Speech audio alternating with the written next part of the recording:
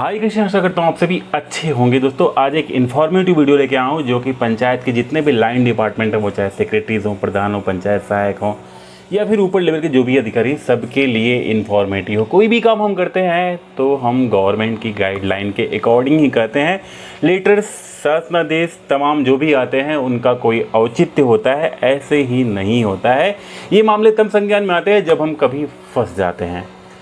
आज मैं एक एफआईआर की कॉपी शेयर करने वाला हूँ आपके बीच में, वो भी आजमगढ़ की ही है, लेकिन ये एक सूचना देती है आने वाले फ्यूचर की चीज़ों को यहाँ पे हमसे जोड़ती है। क्योंकि हम छोटा पद पे काम करें, बड़े पद पे काम करें, काम तो काम होता है दोस्तों, और उसकी रिस्पॉन्सिबिलिटी बराबर होती है। क्योंकि गलत काम करना मतलब फिर हम दोषी होते हैं और फिर इस तरह के एफआईआर कॉपी हमारे बीच में आते हैं। ये एफआईआर कॉपी में काफ़ी चीज़ें हमने ब्लर की है, क्योंकि ये फेक है या रियल है इस चीज़ पे बात नहीं करनी है।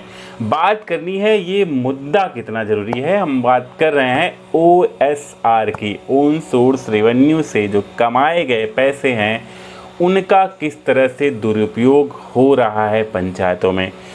भारत सरकार, प्रदेश सरकार ये तमाम ये कह रही है कि पंचायतें आत्मनिर्भर हों। पीआई के डेटा भरे जा रहे हैं, उन डेटा में ओएसआर की अमाउंट दिखाई जा रही है। सभी पंचायतों में कम से कम अमाउंट दिखाई जा रही है। मैं उस एफआईआर की कॉपी पाऊंगा, उसके पहले एक चीज़ जोड़ रहा हूँ, वो जो जोड़ रहा हूँ वो आप समझ लीजिए। दोस्तों पंचायत भवन बन जाए, केंद्र सरकार पैसा दे रही है, राज्य सरकार पैसा दे रही है। ग्राम पंचायत को आत्मनिर्भर बनाने के लिए 6 नंबर की जो सतत विकास की LSDG है उस पर हम लोग काम कर रहे हैं कि पंचायतें हमारी निर्माण करें और आत्मनिर्भर बने। जैसे कि आप यहाँ पे जानते हैं कि पंचायत सहायक के द्वारा जो भी काम किए जाते हैं पंचायत भवन पे ऑनलाइन के, उन सब की फ़ीस यहाँ पे डिसाइडेड है 30 रुपये। ओके, अब इन 30 रुपये को हम जमा करेंगे अपने OSR खाते में। बात यहीं से शुरू होती है। लेकिन अगर आप उस 30 रुपये को उस OSR खाते में नहीं जमा करते, उसको आप अपने खाते में जमा करते हैं और सर्टिफिकेट अपनी VLE ID से आप जारी करते हैं, जितने भी आप जारी करते हैं, अगर आपने 100 जारी किया तो 100 × 30 ये जाएगा कहाँ? ग्राम पंचायत के OSR खाते में। लेकिन नहीं गया, हमने जारी किया। यहाँ पे देख सकते हैं कि 1089 आवेदन किए गए हैं और वहाँ पे केवल 5000 रुपये ही ग्राम पंचायत के खाते में जमा करने हैं, जो कि 32,670 रुपये जमा करने थे ग्राम पंचायत के खाते में। ये बात बहुत छोटी नहीं है, ये बात काफ़ी बड़ी है। मैं इसका निदान भी बताऊंगा, रूल्स भी क्या है वो भी बताऊंगा, कैसे करना है आपको। क्योंकि काम कर रहे हैं तो अच्छी बात है, वो आप काम करें, वो आपके लिए प्रोग्रेसिव है। ये जो फ्यूचर है पंचायत भवन का, ये हमारा लक्ष्य जो है वो 2047 है। ठीक है, तो ये सस्टेन करने वाला है, आगे जाने वाला है। ये ऐसा नहीं कि यहीं चल के अगले पंचवर्षीय में इसको क्विट कर दिया, ख़त्म कर दिया तमाम मुद्दे, ऐसा कुछ नहीं है। ये मेन OSR को बढ़ाने में आपको सहयोग करना है। जब तक ये OSR नहीं बढ़ता है तब तक प्रॉब्लम। हालांकि मैं बहुत सारी बात नहीं करूँगी, ये FIR की कॉपी आप देख सकते हैं, इस पर डिस्कस करते हैं और कैसे इस FIR की कॉपी न हो, ये हमारे ऊपर न बने, इससे रिजॉल्व कैसे पाएंगे उस पर भी बात करेंगे हम। तो ये FIR कॉपी देख सकते हैं। यहाँ पे सबसे बड़ी चीज़ तो यहाँ पे देख सकते हैं, थाना प्रभारी महाराजगंज आजमगढ़ को ये एक FIR कॉपी जो है FIR उस थाने में बनी हुई। यहाँ पे लिखा हुआ है कि तहसील एड्रेस नहीं हम दिखाते हैं आपको।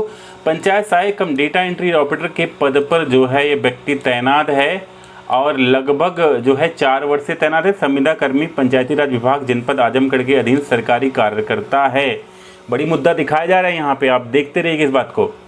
इसका मुख्य कार्य ग्राम पंचायत के पंचायत भवन पर जो है सहायक रूप में आय, जाति, निवास आदि प्रमाणपत्र कंप्यूटर से ऑनलाइन आवेदन करता है। प्रत्येक आवेदन फीस ₹30 जो है ये जमा करना है। विगत दिनों में 1089 आवेदन किए हैं।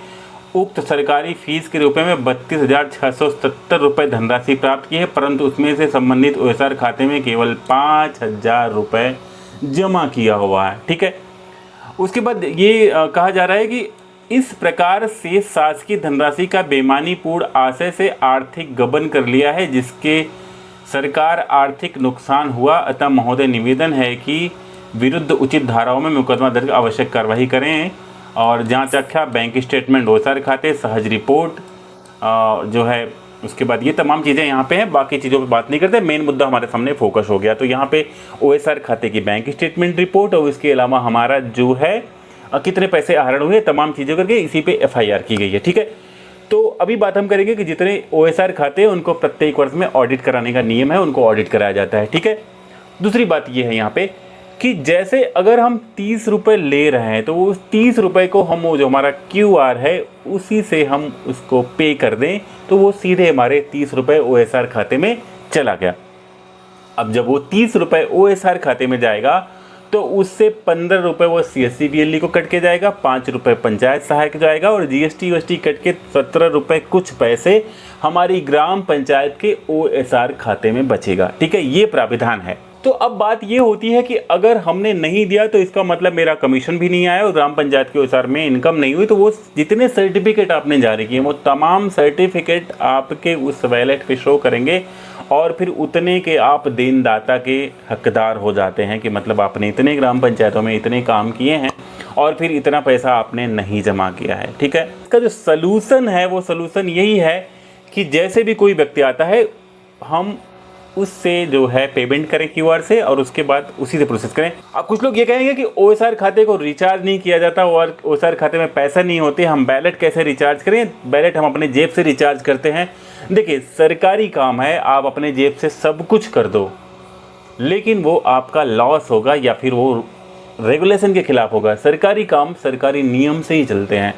आप पर्सनली कर दो, वो कोई जो है बेटर नहीं होगा आपके लिए। तो जो रूल्स है कि आपके सेक्रेटरी प्रधान दोनों के पास OSR खाते की जो है डिटेल्स होती है और उनके मोबाइल के माध्यम से ही अपने वैलेट को रिचार्ज करो जो OSR खाते हैं, और OSR खाते में कस्टमर पैसा डालेगा, आपका सेक्रेटरी आपका प्रधान जो भी है आपके वैलेट को उसी पैसे से रिचार्ज करेगा, उसी पैसे से भुगतान करके फिर आप काम करेंगे। ठीक है, उसके अलावा आप अपने जेब से नहीं डालेंगे, OSR खाते से ही वैलेट रिचार्ज होगा, उसी से आपके पैसे कटेंगे, कस्टमर जो पैसे देंगे OSR खाते में जाएंगे।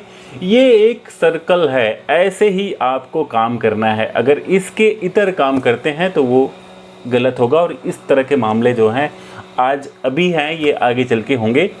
तो मैं ये नहीं भड़का रहा हूँ आपको कि OSR खाते से जुड़ के काम मत करो, CSC वाले आप IDs बनाओ, आप अपने काम को और अच्छे से करो। लेकिन अगर आप सरकारी सिस्टम से जुड़ के काम कर रहे हैं तो आपको नियम रेगुलेशन लेटर को थोड़ा फॉलो करना पड़ेगा, नहीं तो इस तरह के लेटर कहीं ना कहीं जारी हो सकते हैं।